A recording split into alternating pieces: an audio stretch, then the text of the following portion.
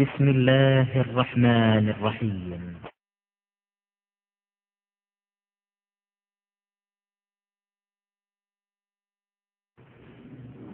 ஹதீஸ்களை பற்றி பல செய்திகளை நம்ம அறிந்து வருகிறோம். இதுவரை சொன்ன செய்திகள் என்னென்னு சொன்னால், குர்ஆனுக்கு முரண்பட்ட ஹதீஸ்களை ஏற்கக்கூடாது. ஏன் ஏற்கக்கூடாது என்பதற்குரிய காரணங்களை இதுக்கு முந்தின வகுப்புல பார்த்தோம். அதற்கு முன்னால அறிவிப்பாளர்களை வைத்து எடை போட்டு ஒரு ஹதீஸுடைய நம்பகத்தன்மை நம்ம ஏற்றுக்கொள்ளணும். அறிவிப்பாளர்கள் சரியில்லை என்று நமக்கு தெரிய வந்தால் அதுல சந்தேகம் இருக்கிற காரணத்தினால் அதை விட்டுவிட வேண்டும் என்பதை நம்ம சரியான ஹதீஸுக்குரிய கண்டிஷன்கள் என்ன என்பதையெல்லாம் பார்த்தோம்.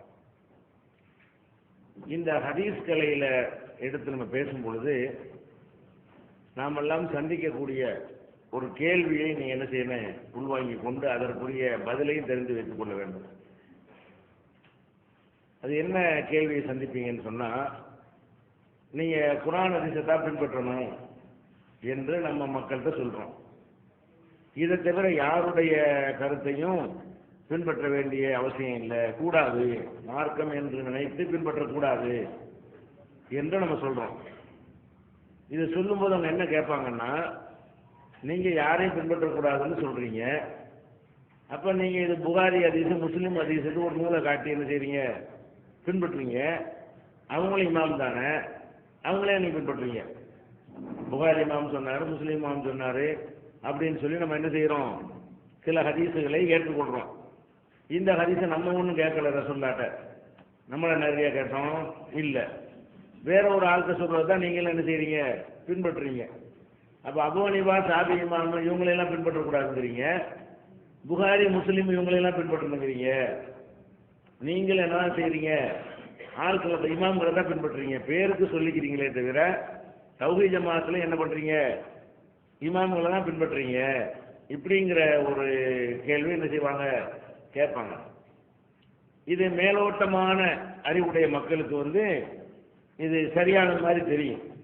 நம்ம சரிதானே, நம்ம என்ன ஹதீஸ் நேரடியாக கேட்டோம், இது ஹதீஸ்ன்னு சொன்னவர் யாரு, புகாரி தான். இது சரியான ஹதீஸ்ன்னு சொன்னவர் யாரு, அவர் தான் சொன்னாரு. அப்ப நம்ம அவர் சொன்னதை கேட்டு நம்ம என்ன செய்யறோம், அது ஹதீஸ் என்று ஏற்றுக்கொண்டிருக்கிறோம், கரெக்டாக தான் கேட்குறாங்க என்று மேலோட்டமா சிந்திக்கிறவங்களுக்கு இது சரி மாதிரி தெரியும். ஆனா அது நுணுக்கமா சிந்திக்கிறதுக்கு பேர் தான் அறிவு. நுணுக்கமா சிந்திக்கிறத சொல்லி கொடுத்துட்டா எல்லாரும் நுணுக்கமா சிந்திப்பாங்க, பெரிய கஷ்டமானதான் கிடையாது.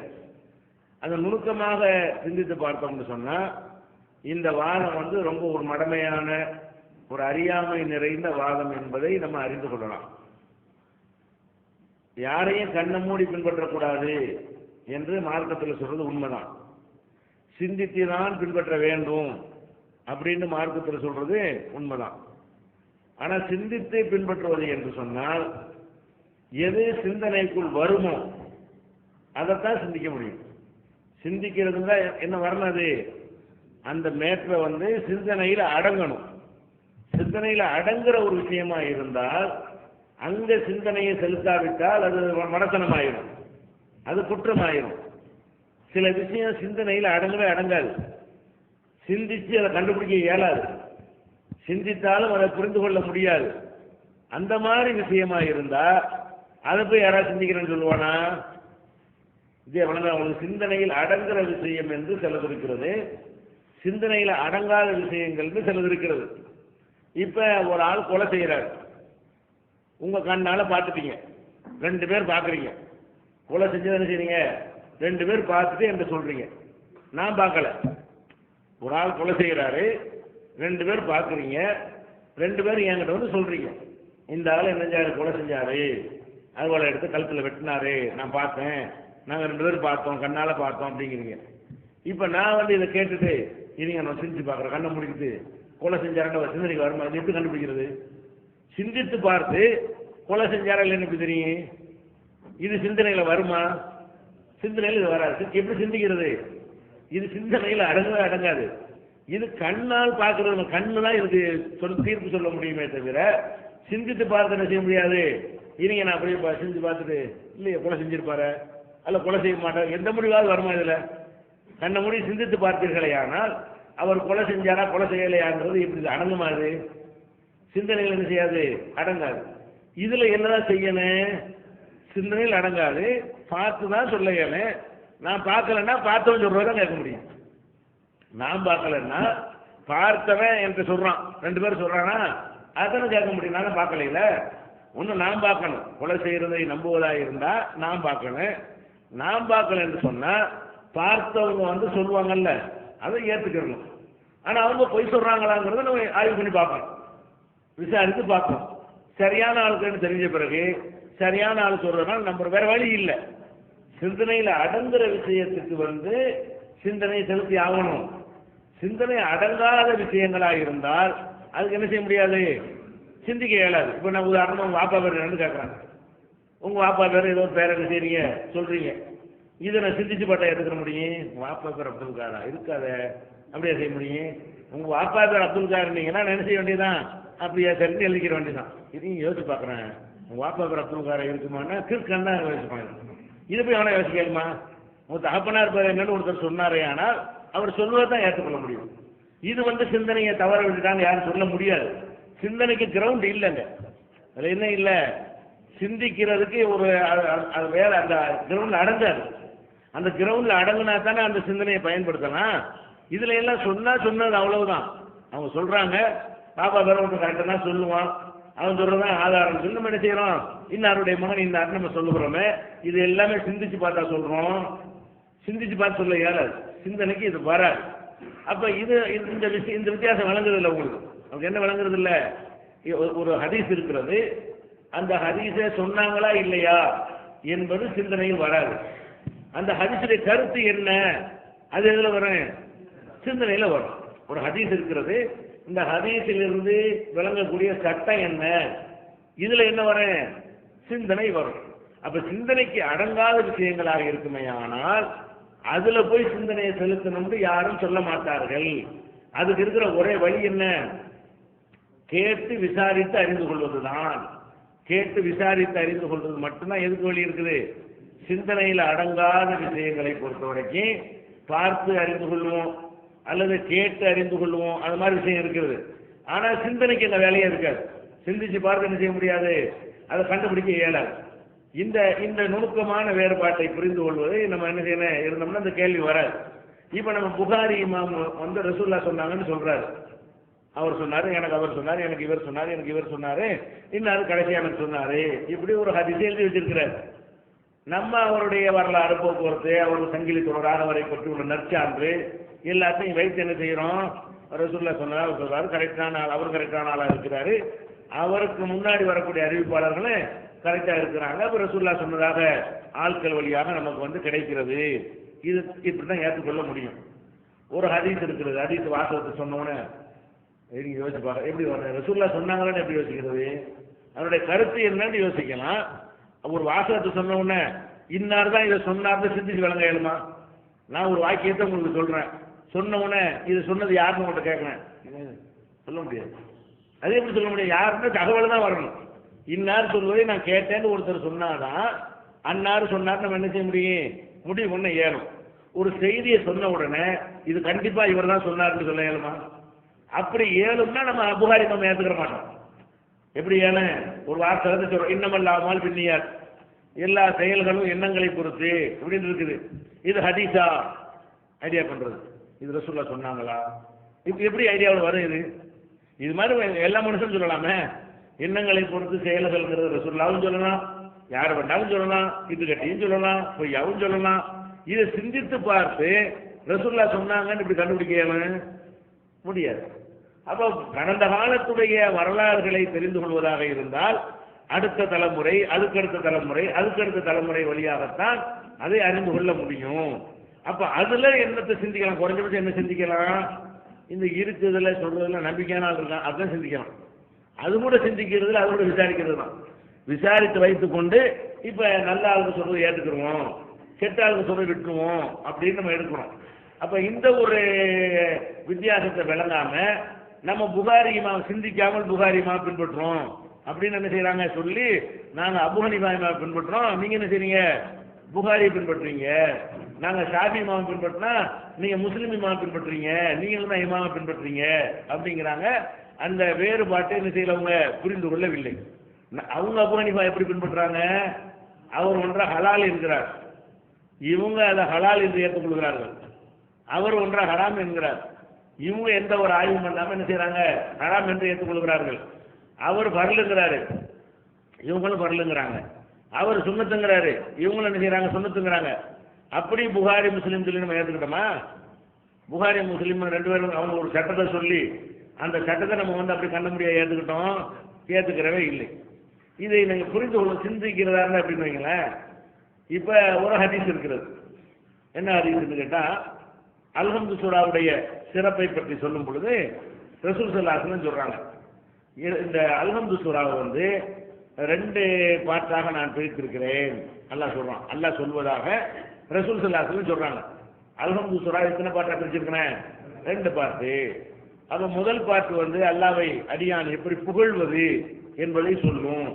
அடுத்த பார்ட் வந்து அல்லாஹ்விடத்துல நம்ம வைக்கிற கோரிக்கை வேண்டுதலை சொல்லணும் அப்படின்னு சொல்லி ரசூலுல்லாஹ் பிரிக்கிறாங்க.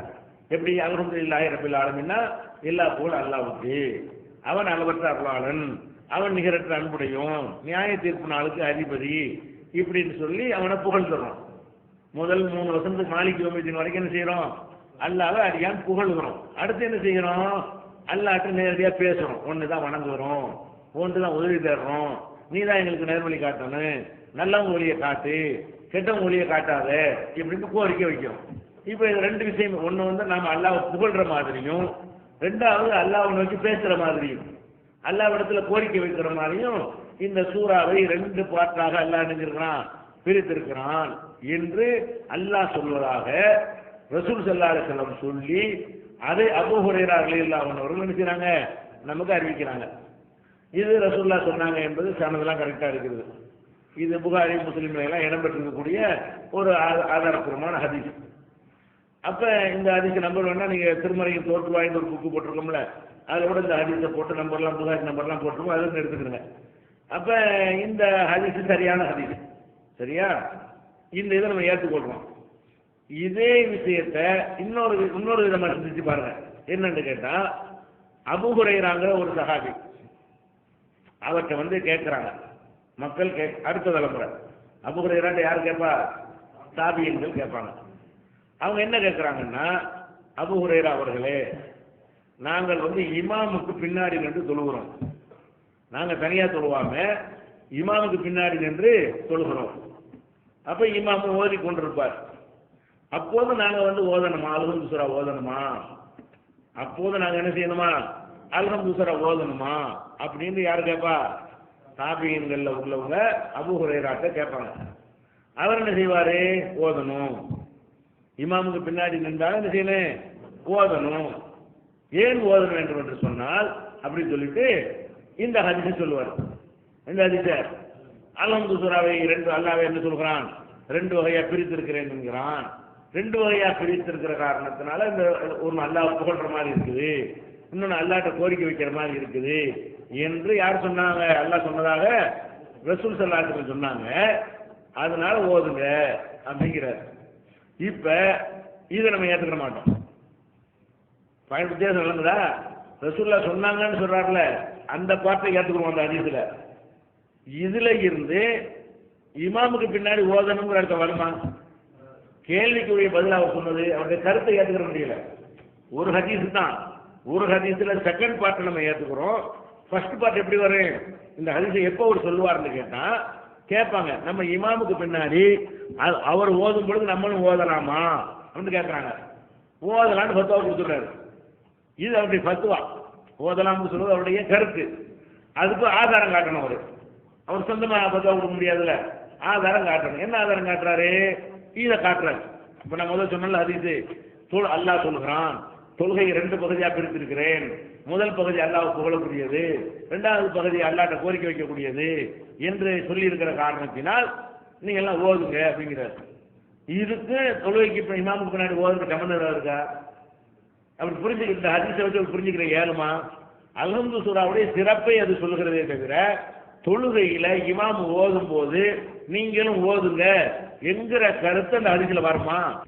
வெளிவந்து விட்டது தவறான வாதங்களும் தக்க பதில்களும். சகோதரர் பிஜே அவர்கள் உரையாற்றிய ரமலான் மாத தொடர் சொற்பொழிவு மறைவான ஞானம் அல்லாஹ்வை தவிர வேறு யாருக்கும் உண்டா? சத்தியம் எது, அசத்தியம் எது? இறந்தவர்களால் செவியேற்க முடியுமா?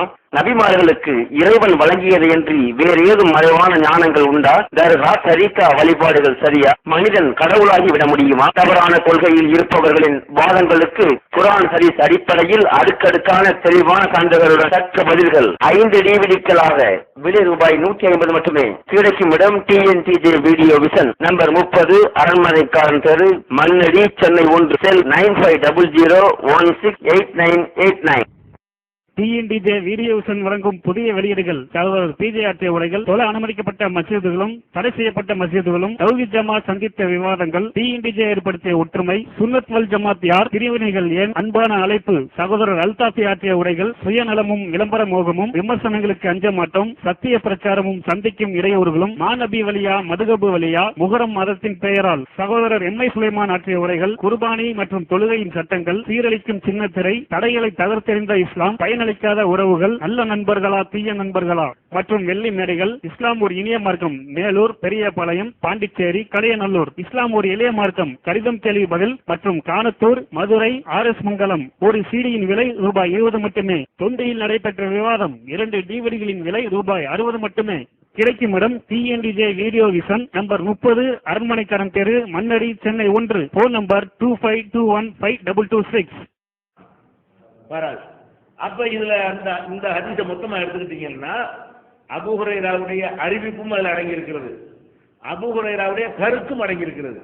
இந்த ஹதீஸ்ல 2 மேட்டர் அடங்கி இருக்கு. ஒண்ணு வந்து அறிவிப்புனா என்ன அர்த்தம்? அவர் மூளைக்கு வேலை இருக்காது, அதுல கேட்டது சொல்றது, கேட்டதை வாங்கி என்ன செய்வது? அவருடைய சிந்தனைக்கு அதுல எந்த சம்பந்தமே இல்லை, அவருடைய ஆராய்ச்சிக்கு அதுல சம்பந்தமே இல்லை, அவருடைய புரிந்து கொள்ளுதலுக்கு சம்பந்தமே இல்லை. சாதாரண கேட்டு மனப்பாடம் பண்ணி அப்படி மட்டும் சொல்லுகிறார். இது அறிவிப்பு. அவருடைய அறிவிப்பும் இந்த ஹதீஸில் அடங்கி இருக்கிறது. அறிவிப்பை சொல்லிட்டு அதுல இருந்து ஒரு சட்டமும் சொல்றாரு. அறிவிப்பை சொல்லிட்டு என்ன செய்யறாரு? இந்த சட்டம் ரசூலுல்லாஹ் சொன்னது இல்ல, இவர் புரிஞ்சுக்கிட்டது, இவர் விளங்குனது, இவர் ஆராய்ச்சி பண்ணது. இப்ப இவர் ஐடியா பண்ணி என்ன செய்யறாரு?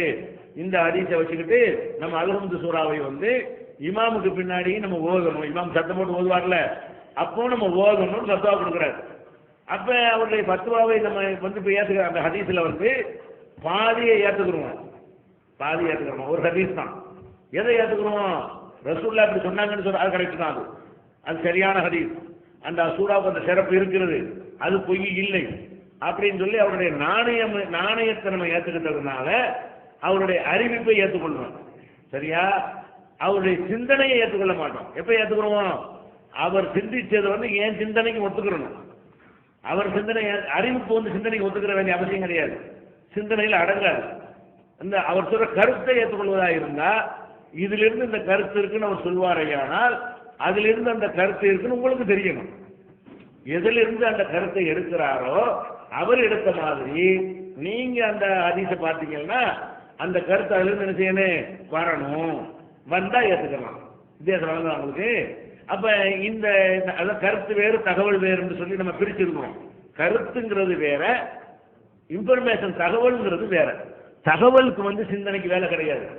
தகவல் தான் என்னது? கேட்டு கேட்டு அறிந்து கொள்றது. அது தகவலை வந்து சிந்திச்சு பார்த்து ஏற்றுக்கிறோன்னு சொல்ல முடியாது, என்ன சிந்திக்க முடியாது.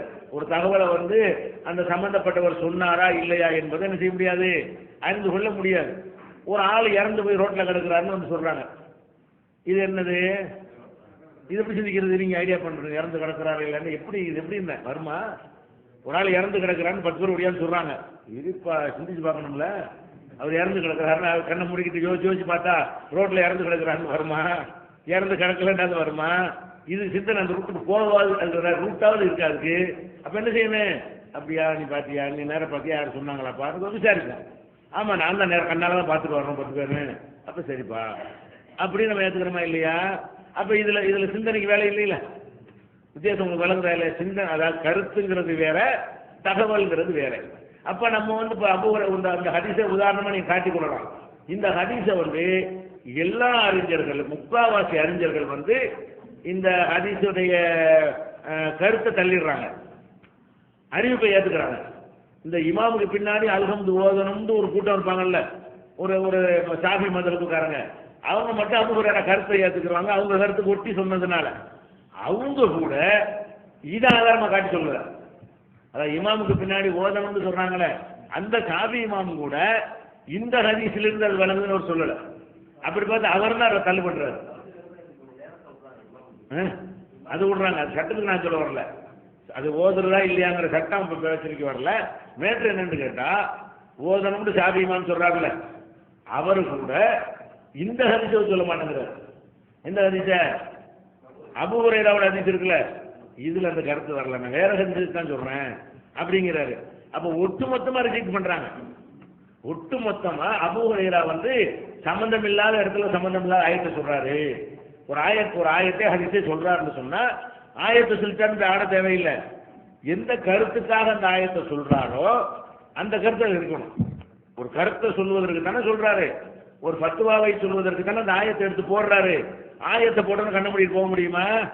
அந்த ஆயத்துல இவர் சொன்ன கருத்து இருக்குதான்னு பார்க்கணுமா இல்லையா? அது சிந்திக்கணும். நம்ம சிந்திச்சா இதுக்கு தப்புன்னு தெரியுதா இல்லையா? உங்களுக்கு ஏது தெரியுது? இந்த தொழுகையை 2 பார்ட்டா பிரிப்பதற்கும், இமாமுக்கு அல்ஹம்து சூராவை 2 பார்ட்டா அல்லாஹ் பிரித்திருப்பதற்கும், இமாமுக்கு பின்னாடி இமாம் ஓதும் பொழுது நம்மளும் ஓதுவதற்கும் இந்த இதெல்லாம் சம்பந்தம் இருக்கா? அந்த கருத்துல வருமா? யாருடைய சிந்தனைக்காவது அப்படி ஒன்று எட்டுமா? எட்டவே எட்டாது. அப்ப நம்ம இதை ஒன்று பார்த்துக்கிறோம். இது புரிந்து கொள்வதற்கான நம்ம எப்படி பிரிக்கிறோம் ஹதீஸுகளை? இப்படி அந்த அறிவிப்பை ஏற்றுக்கிட்டதுனால நம்ம அபூ ஹுரைராவை பின்பற்றல, ரசூலுல்லாவை தான் பின்பற்றோம். ரசூலுல்லாஹ் சொன்ன தகவலை அவர் தருகிறார். ரசூலுல்லாஹ் சொன்னாங்க என்ற தகவலை தர்றாரு. ரசூலுல்லாஹ் சொன்னாங்கன்னு நம்ம எப்படி கன்ஃபார்ம் பண்ண முடியும்? ஆட்களை வச்சு தான் கன்ஃபார்ம் பண்ண முடியும். ஆட்கள்லாம் கரெக்டா இருக்கிறாங்க சொன்னாங்க என்று முடிவெடுத்த பிறகு அதை நம்ம செயல்படுத்தினால் நம்ம அபூ ஹுரைராவை பின்பற்றவில்லை. நம்ம யாரை பின்பற்றோம்? ரசூலுல்லாஹ். அந்த ஹதீஸ் அல்ஹம்து சூராவுக்கு சிறப்பு இருக்கிறது என்று நான் மக்கள்கிட்ட பேசுகிறேன். அதுக்கு இந்த ஹதீஸ் ஆதாரமா காட்டுறேன். அது காட்டணும். ஏன்? அந்த ஹதீஸ் வந்து அல்ஹம்து சூராவுடைய சிறப்பை தானே சொல்லுது. சிறப்பு தான். அப்ப இந்த சிந்தனைக்கு ஏற்ற விஷயங்கள்ல ஒருத்தர் ஒரு வசனத்தையோ ஒரு ஹதீஸையோ சொல்லி அது ஒரு தீர்ப்பை சொன்னாரையானால் அந்த தீர்ப்பை வந்து நம்ம சிந்திச்சு பார்த்து சரியா தவறான்னு கண்டுபிடிக்கலாம். அப்ப அதுல சிந்திக்காம விட்டோம்னு சொன்னா எல்லாம் கேள்வி கேட்பான். ஏன்? உனக்கு இயலக்கூடிய ஒரு விஷயம் இது, இயலாததுக்கு எல்லாம் கேள்வி கேட்க மாட்டான். லா யுகல்லிஃபுல்லாஹு நஃப்ஸன் இல்லா உஸாஹா. எந்த ஒரு ஆத்மாவையும் அதனுடைய சக்திக்கு உட்பட்டே தவிர அல்லாஹ் வந்து நிர்பந்திப்பது கிடையாது. இப்ப வந்து ரசூலுல்லாஹ் சொன்னாங்களான்னு நீ ஏன் வந்து சிந்தித்து பார்த்து ஏற்றுக்கொள்ளுன்னு நான் கேட்பானா? சிந்திக்கிறதுக்கு சக்தி வேலை இல்லை. ஆனால் அந்த கருத்து சரியா தவறான்னு நீ ஏன் சிந்திக்கல? எப்படி எல்லாம் சொல்றாங்க? இது கூட எல்லாம் அழகா சொல்லி காட்டினா, வல்லதீன இதா ذுக்கிரு பி ஆயாத்தி ரப்பிஹிம் லம் யகிர்ரு அலைஹா சும்மன் வ உம்யானா. அவங்க அல்லாஹ்வுடைய வசனங்களை கொண்டு அறிவுரை சொல்லப்பட்டால் குருடர்களாக செவிடர்களாக விடமாட்டார்கள். அல்லாஹ்வுடைய வசனத்தை சொல்றான், சொல்லி என்ன செய்யறான்? ஒரு நோம்பின் சிறப்பு என்ன தெரியுமான்னு கேட்டு அகீமு சலாத்துன்னு எல்லாம் சொல்றாங்க. இதுக்கு நோம்புக்கு என்ன சம்பந்தம் இருக்கு? அவன் சொன்னது வசனம் தான். அகீமு சலாத்துனா தொழுகை நிலைநாட்டுங்கிறது. இவன் என்ன செய்யறான்? நோன்பு ரொம்ப அவசியம் ஏன்னு சொன்னால் அல்லாஹ் அகீமு சலாத்து என்று சொல்கிறான். இப்படிங்கிறான். அல்லாஹ் தொழுகை நிலைநாட்டுங்கள் என்று சொல்கிறான். இவனுக்கு என்ன சொல்லுவோம்? நோன்பு அவசியங்கிறது உண்மை, அகீமு சலாத்துங்கிறது உண்மை. ரெண்டுக்கு சம்பந்தம் இல்லைங்கிறது நம்ம கவனிக்கணும்ல. அகீமு சலாத்துங்கிறது உண்மை, அவன் சொன்னது உண்மைதான், பொய்யை சொல்லவில்லை. அகீமு சலாத்தை என்பதுல இருந்து நோன்புடைய சட்டம் வருமா? நோன்புடைய சிறப்பு வருமா? இப்படி ஒருத்தர் சொன்னா நம்ம என்ன செய்வோம்? அவன் 2 விஷயம் உண்மையா இருக்குது, சம்பந்தப்படுத்துறது பொய்யா இருக்கிறது. நோன்பு அவசியம்ங்கிற உண்மையைத்தான் அவன் சொன்னான். தொழுகை நிலைநாட்டுங்கள் உண்மையான வசனத்தை தான் சொன்னான். இதுல இருந்து இதை விளங்குனங்கிறான், அது பொய். இதுல இருந்து இது விளங்காது. அகீமு சலாத்தை வந்து எது விளங்காது? நோன்புங்கிறது விளங்காது. அப்ப அல்லாஹ்வுடைய வசனத்தை சொன்ன எப்படி நம்ம ஆடிடக்கூடாது. இவன் சொல்ற கருத்தில் இருக்கான்னு பார்க்கணும். அல்லாஹ் சொல்லித்தரான். என் வசனத்தை வச்சு பயங்காட்டுவாங்க, அந்த வசனத்துல அது இருக்கான்னு நீ பார்க்கணும். கண்ணை மூடிக்கிட்டு ஏத்துக்கிறாங்க. அல்லாஹ்வுடைய வசனத்துக்கு என்ன சொல்றான்னு கேட்டா, வல்லதீன இதா ذுக்கிரு பி ஆயாத்தி ரப்பிஹிம், தங்கள் இறைவனின் வசனங்களை கொண்டு அறிவுரை சொல்லப்படுமையானால் நல்லடியார்கள் யாருன்னு கேட்டா லம் யஹிரு அலைஹா சும்மன் உம்யானா, குருடர்களாக செவிடர்களாக அவங்க விழ மாட்டார்கள். ஒழுங்கா சொல்லு, என்ன ஆயத்து, என்ன கருத்து, ரெண்டு சம்பந்தம் இருக்கான்னு கேட்கணும். அப்ப இந்த ஒரு அடிப்படையை நம்ம சிந்தித்து கொண்டோமே ஆனால் அப்ப நம்ம இந்த கருத்து வேறு தகவல் வேறுங்கிற வித்தியாசம் செய்யும் ஆழமா பதிஞ்சிடும். இப்ப உதாரணமா எடுத்துக்கிட்டோம்னா புகாரில் நிறைய ஹதீஸ்களை சொல்றாரு. அதை நம்ம எல்லாம் ஆதாரபூர்வமான ஹதீஸ் குர்ஆனுக்கு முரண் இல்லாம இருந்தா அவர் நம்பகமானவர் சொன்னதுனால அந்த அறிவிப்பாளர் விஷயம் கரெக்டா இருந்தா நம்மளுக்கு சரின்னு சொல்லிடுறோம். அந்த புகாரி என்ன செய்வார்னு கேட்டா ஒவ்வொரு ஹதீஸ்கள்ல அவருடைய கருத்துக்களையும் சொல்லுவார். அவருடைய கருத்துக்களை என்ன செய்வாரு, இடையில பின்னாடி ஹதீஸுடைய முடிவுல தலைப்புல அவர் என்ன ஒரு கருத்தில் இருக்கிறாரோ அந்த கருத்தை என்ன செய்வாரு சொல்லுவார். இப்ப உதாரணத்துக்கு சொல்லுவா இருந்தால் நம்ம எப்படி பிரிக்கிறோம்னு பாருங்க. புகாரி இமாம் சொல்லிவிட்டார்கள், நம்ம கண்ண முடிக்கலாம் ஏத்துக்கல. புகாரி இமாம் சொன்னதுலயே சிந்தனைக்கு உட்பட்டது சொன்னா தான் ஏற்கணும். சிந்தனைக்கு உட்படாத விஷயங்களை அவர் சொன்னாரையானால் அதை அப்படி ஏற்றுக்கணும். சிந்தனைக்கு உட்படுற விஷயங்களை சொல்வாரையானால் எங்க சிந்தனைக்கு உட்பட்டா தான் ஏற்றுக்கணும் என்று சொல்லி நம்ம என்ன செய்யறோம், நிறைய நிராகரிக்கிறோம். எப்படி நிராகரிக்கிறோம் என்று கேட்டால் இப்ப ஒரு ஹதீஸுக்கு கொண்டு வந்திருக்காரு. என்ன ஹதீஸ்னா ரசூல் ஸல்லல்லாஹு அலைஹி வஸல்லம், இது புகாரில் இருக்கிற ஒரு ஹதீஸ். ரசூல் ஸல்லல்லாஹு அலைஹி வஸல்லம் அவர்கள் எனக்கு தஷஹுதுனா அத்தஹியாத், இந்த அத்தஹியாத்தை கற்று தந்தார்கள். இப்னு மஸ்ஊத் சொல்றாங்க ரசூல் ஸல்லல்லாஹு அலைஹி வஸல்லம் அவர்கள் எனக்கு எதை கற்று தந்தாங்க, அத்தஹியாத்து லில்லாஹி அந்த துஆ இருக்குதுல்ல அதை கற்று தந்தார்கள். எப்படி கற்று தந்தார்கள் என்று கேட்டா அவங்களுடைய ரெண்டு கைக்கு இடையில என்னுடைய ஒரு கையை பிடிச்சி, ஒரு கையை பிடிச்சுக்கிட்டு ரெண்டு கை என்ன செய்யறாங்க, கையை பிடித்து கொண்டு அத்தஹியாத்துக்கிறாங்க. ரெண்டு கை ரசூலுல்லாஹ்வுடைய கை, அவருடைய ஒரு கையை நடுவில் வச்சு பிடிச்சிக்கிறது. கையை பிடித்து கொண்டு சொன்னால் ஒரு ஈடுபாடா கேட்பாருங்கிறதுக்காக என்ன செய்யறாங்க, அவங்களுடைய ரெண்டு கையினால என்னுடைய ஒரு கையை பிடித்து கொண்டு என்ன செய்யறாங்க, ரசூல் ஸல்லல்லாஹு அலைஹி வஸல்லம் அவர்கள் எனக்கு அத்தஹியாத்தை செஞ்சாங்க கற்று தந்தார்கள் சொல்லி அந்த அத்தஹியாத்தை சொல்றாரு. அத்தஹியாத்து லில்லாஹிங்கிற அந்த துஆவை என்ன செய்யறாரு சொல்றாரு. இது புகாரியில இருக்கிறது. இந்த ஹதீஸ் என்ன இருக்கிறது, புகாரியில இருக்கிறது. இதை நம்ம அப்படி ஏற்றுக்கிறோம். கரெக்ட், ரசூல் அப்படி கற்றுக் கொடுத்துருக்காங்க. அவர் கற்றுக் கொடுக்கும் போது அந்த அத்தஹியாத்தையும் ஏற்றுக்கிறோம், அந்த கையை பிடிச்சாங்க அதையும் போய் சொல்ற கரெக்ட் தான் சொல்றாரு. அதை அப்படியே நம்ம ஏற்றுக்கொள்கிறோம், அதை மறுக்கலை. இதுக்கு ஒரு தலைப்பு கொடுக்கிறார் புகாரி. இந்த ஹதீஸுக்கு என்ன பாடத்தை கொண்டு வர்றாருன்னு கேட்டா இரண்டு கைகளால் முசாபகா செய்தல். தலைப்பு என்ன, ரெண்டு கைகளால் முசாபகா செய்தல் தலைப்பு. இந்த ஹதீஸை கொண்டு வர்றாரு. இது முசாபகா சம்பந்தம் இருக்கா, ஒருத்தர் சந்திக்கிற மாதிரி முசாபகா, ஒருவரை சந்திக்கும் பொழுது கையை கொடுக்குறோம்ல, அந்த மாதிரியான ஒரு விஷயத்துக்கு தான் முசாபகான்னு சொல்லுவாங்க. அப்ப ரசூல் ஸல்லல்லாஹு அலைஹி வஸல்லம் முசாபகா செய்த விஷயங்கள்லாம் வரும் பொழுது ஒரு கையால் செஞ்சாங்க, நிறைய ஹதீஸ் எல்லாம் வருது. ஒரு கையால் செஞ்சாங்கிற ஹதீஸ் நிறைய வருது. இவர் என்ன செய்யறாருன்னு கேட்டா ரெண்டு கையால் செய்யறதுன்னு தலைப்பு கொடுக்கிறாரு. ரெண்டு கையால் முசாபகா செய்ய தலைப்பு கொடுத்தா அது மாதிரி ஹதீஸ் இருக்கணும்ல. அவர் விளங்குறாரு, இதுல இருந்து நமக்கு விளங்க ஏறல. இந்த ஹதீஸ்ல இருந்து அவர் என்ன விளங்குறாரு, ரசூலுல்லாஹ் ரெண்டு கையினால ஒருத்தருக்கு ஒரு கையை பிடிச்சாங்கல்ல, ரசூலுல்லாஹ்வுடைய ரெண்டு கை, அவருடைய ஒரு கையை பிடிக்கிறாங்க. அப்ப இது என்ன விளங்குறது, முசாபகா ரெண்டு கையால் செய்யலாம் என்று விளங்குகிறது என்று அவர் விளங்குகிறார். யார் விளங்குறாரு, விளங்க போய் தான் தலைப்பு போடுறாரு. அவர் அதிலிருந்து புரிந்து கொண்டதுனாலதான் தலைப்பு என்ன போடுறாரு, இரு கைகளால் முசாபகா செய்தல்ங்கிறார். அப்ப இதை எல்லாரும் மறுக்கிறாங்க, ஹதீஸ் சரியாக ஏத்துக்கிறாங்க. உங்களுக்கு எது அது சரி, ரசூலுல்லாஹ் ரெண்டு கையால் அவருடைய ஒரு கையை பிடித்தார்கள் என்பது கண்காண தகவல். அது மாதிரி நம்ம பிடிக்கலாம், ஒரு ஆள் சொல்லி கொடுக்கும்போது என்ன செய்யலாம், பிடிக்கலாம். அதை சொன்னா ஒத்துக்கணும். என்ன சொல்றாரு, இந்த ஹதீஸ் ஒருத்தர் எப்படி சொல்றாரு, இந்த ஹதீஸிலிருந்து ஒரு ஆசிரியர் மாணவருக்கு கற்றுக் கொடுக்கும் பொழுது தன்னுடைய இரு கையினால் அவருடைய ஒரு கையை பிடித்துக் கொண்டு கற்றுக் கொடுக்கலாம், அதுக்கு இதை ஆதாரமாக கொள்ளலாம் ஒருத்தர் சொல்றாரு. நம்ம ஏற்றுக்கணும். உள்ளது என்ன இருக்குதோ அதே மாதிரி சட்டம் சொல்றாரு. ஹதீஸில் என்ன இருக்குதோ அதே மாதிரி சட்டத்தை என்ன செய்யறாரு சொல்லுகிறாரு. இப்படி சொன்னாங்க நம்ம என்ன செய்வோம், கரெக்டு தான், அதுக்கு ஆதாரம் கரெக்டா இருக்க அப்படின்னு விளங்கிக்கிறோம். இவர் என்ன செய்யறாருன்னா ஒருத்தர் சந்திக்கும் பொழுது இது இப்படி செஞ்சாங்க, சந்திக்கும் போது நடந்தது கிடையாது. உட்கார்ந்துட்டு இருக்கும்போது கூப்பிட விட்டு ஒரு திடீர்னு ஆளை கண்டவனை கொடுக்கும், அதுதான் முசாபாங்கிறது. முசாபாக 1.5 மணி நேரத்துக்கு பிறகு செய்யறது முசாபா இல்லை. ஒருத்தர் சந்திக்கும் பொழுது என்ன செய்வோம், கையை கொடுப்போம். இது 2 பேரும் ஸ்பாட்ல உட்கார்ந்து இருக்கிறாங்க. ஸ்பாட்ல உட்காரும் போது கற்றுக் கொடுக்கறதுக்கு கூப்பிடும்போது என்ன செய்யறாங்க, கையை பிடிச்சி செய்யறாங்க. அப்ப இந்த சம்பவம் முசாபாவை சொல்லல ஒண்ணும். 2வது 2 கையால் முசாபாங்கிறாரு. ஒரு ஆளுக்கு 2 கை, ஒரு ஆளுக்கு 1 கை தான் இருக்குது. அப்படி விளங்குறாங்க. என்ன செய்யணும், ஒருவர் 2 கையாலையும் ஒருவர் 1 கையாலையும் சொல்லணும். அதுல அவருடைய கை 2 கை இல்லை. அவருடைய கையே இப்னு மஸ்ஊத் 1 கையை தான் நீட்டுறாரு. ரசூலுல்லாஹ் 2 கையாலையும் பிடிக்கிறாங்க.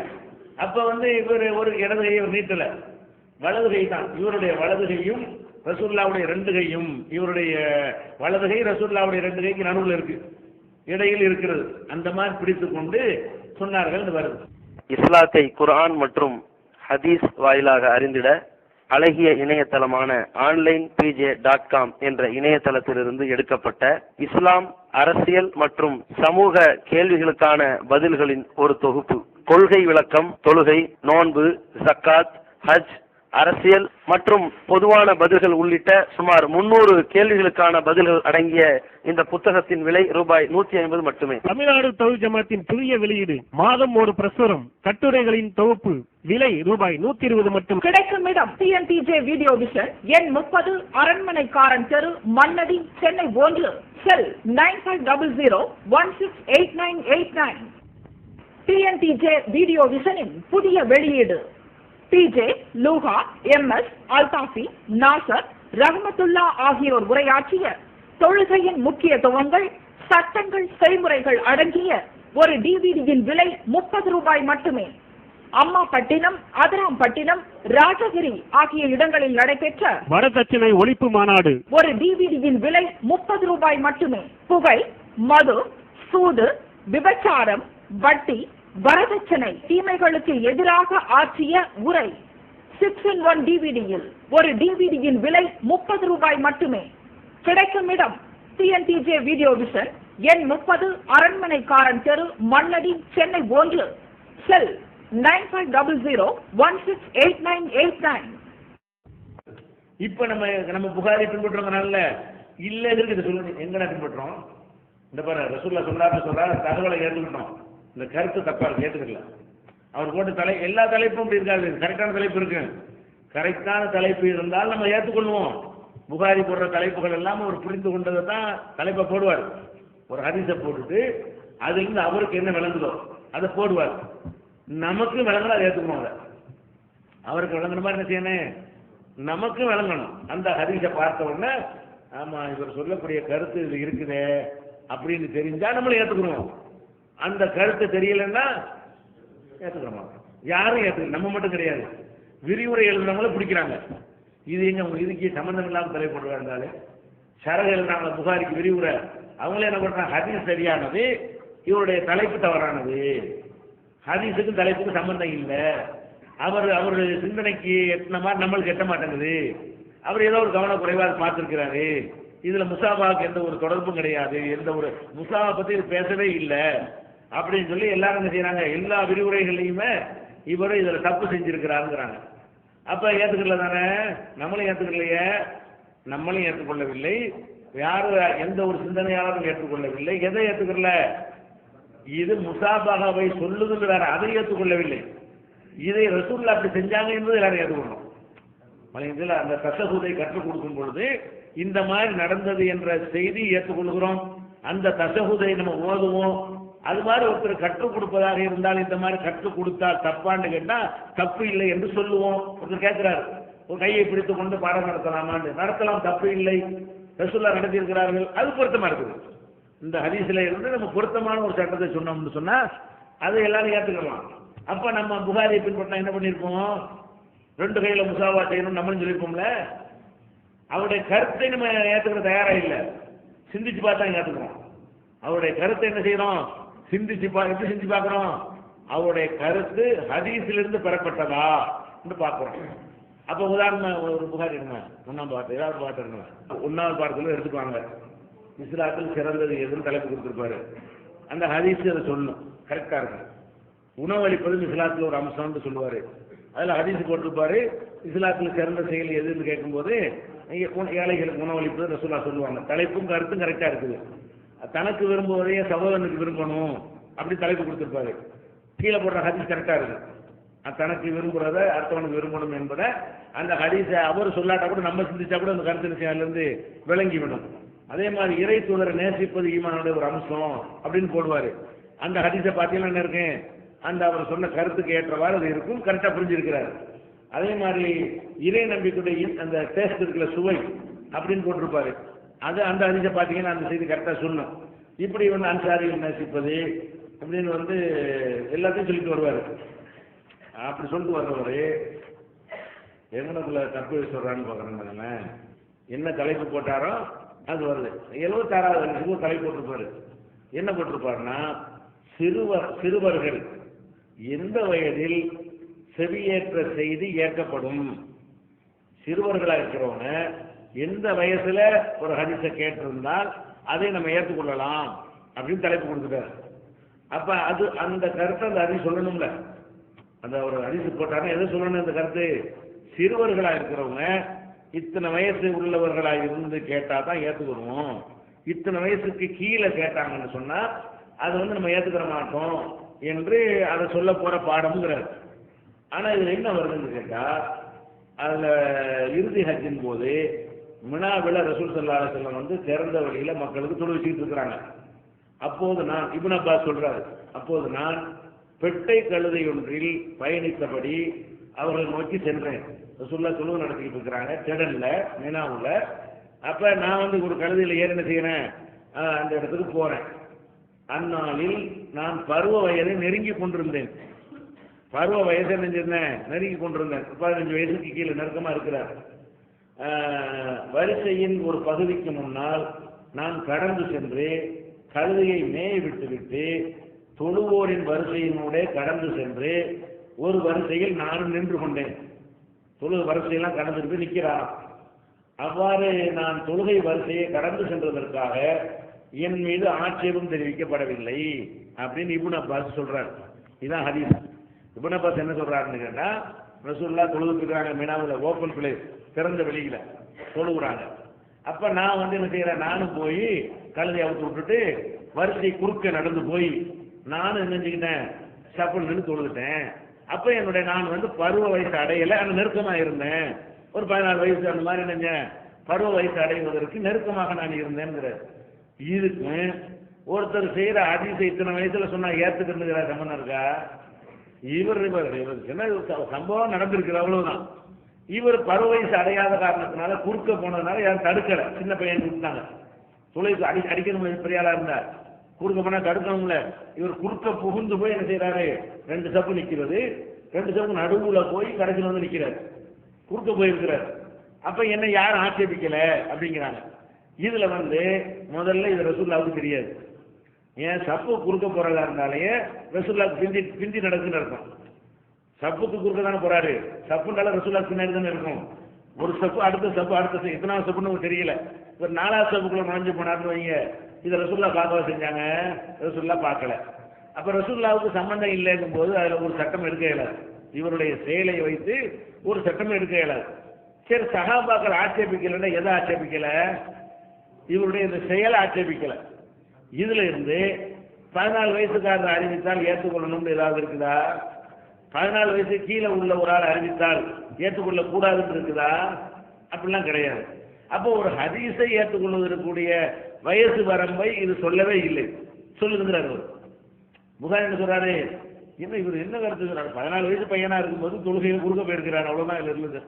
அவருடைய அறிவிப்பை ஏற்றுக்கிறதுக்கு வந்து என்ன கணக்கு? இது எப்படி அறிவிப்பை பத்தி பேசவே இல்லையே. இது அவர் இந்த மாதிரி வயசுல உள்ள ஆளுக்கு சொன்ன அறிவித்தால் ஏற்றுக்கொள்ளலாம் என்கிற கருத்துல இருந்து எப்படி வராது. அப்ப ஒரு ஒவ்வொரு பாடத்தையும் படிச்சுட்டு வந்தீங்கன்னு சொன்னா ஒரு 75-50 பாடம் கரெக்டா வந்துட்டே இருக்கும். அப்புறம் பார்த்தீங்கன்னா ஒரு தலைப்பு கூட இருக்காது. தலைப்பு போடுவார், அந்த ஹதீஸ்ல என்ன இருக்காது. அவர் இதுல விளங்குறாரு, இந்த இதுல இருந்து விளங்கலான்னு விளங்குறாரு. யாருக்கும் வழங்க மாட்டேங்குது, அப்படி நமக்கு வழங்க மாட்டேங்குது. யார்கிட்டயாவது நீ விளக்குப்பான்னு கேட்டாலும் விளங்க முடிய மாட்டேங்குது. அப்ப என்ன செய்யறாருன்னா, அவர் இந்த விஷயத்துல அவர் சிந்தனை போக்கு வந்து ஒரு தனி டிராக்ல போயிருக்குது. இப்படி எல்லாருக்கும் ஏற்படும். எவ்வளவு பெரிய மேதையா இருந்தாலும் அவங்க எடுத்து வைக்கக்கூடிய ஆதாரத்துக்கும் சொல்லக்கூடிய செய்திக்கு சம்பந்தம் இல்லாம இருக்கும். அப்படி இருந்தா மட்டும் தள்ளிட வேண்டியதான். சம்பந்தத்தோட சொன்னால் ஏற்றுக்கொள்ளணும், சம்பந்தம் இல்லாம சொன்னா ஏற்றுக்கிற கூடாது. இப்படி நீங்க விளங்கிக்கணும். அந்த மாதிரி தான் அந்த முசாபகா விஷயம் இருக்கிறது. முசாபகா சொல்ற விஷயம் எப்படி இருக்குது? அவர் சொல்ற செய்திக்கு எடுக்கிற சட்டத்துக்கு சம்பந்தம் இல்லை. அதே மாதிரி இப்ப ஒரு கணவன் மனைவி குடும்ப வாழ்க்கையில் ஈடுபடுறாங்க. ஈடுபடும் போது எப்ப குளிப்பு கடமையாகும் அப்படிங்கிறதே வருது.